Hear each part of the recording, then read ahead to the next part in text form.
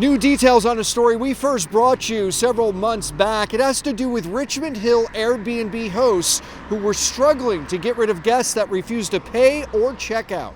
It was last November, a couple who are Airbnb hosts reached out to Speaker's Corner about the guest they say overstayed their welcome. They spoke to us on the condition of anonymity. And he just live here without payments happily, and we don't know what we should do. That guest booked a 1-year long-term stay, agreeing to pay through the Airbnb platform month to month. 3 months in, that guest stopped paying and refused to check out, despite pressure from both Airbnb and the couple. Really like a nightmare for us. Fast forward to today, that nightmare is a thing of the past. The couple who signed a confidentiality agreement with Airbnb could not talk about the case. But according to this LTB hearing document, they were able to evict the tenant last month. Ultimately, it was decided that the rent was due, the rent arrears was owing. More than $10,000 in back rent. While Airbnbs are not considered rentals that fall under the LTB, you may recall there was a twist in this case. In addition to the Airbnb booking, the couple also had the guests sign a lease, which they thought would give them added protection.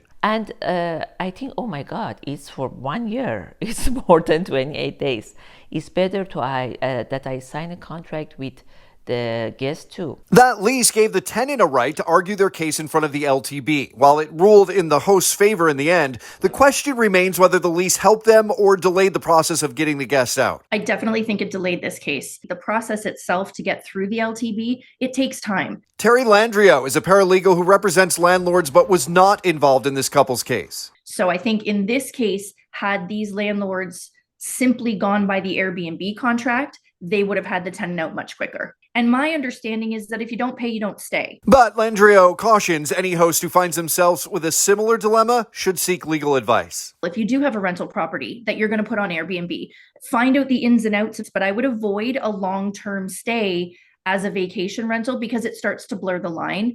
And when you blur that line, you're offering those guests protection as tenants, which could leave you as a landlord holding the bag, such as in this case. As always, if you have an issue, story, or question you'd like us to look into, reach out by visiting the Speaker's Corner tab on the City News website. Pat Taney, City News.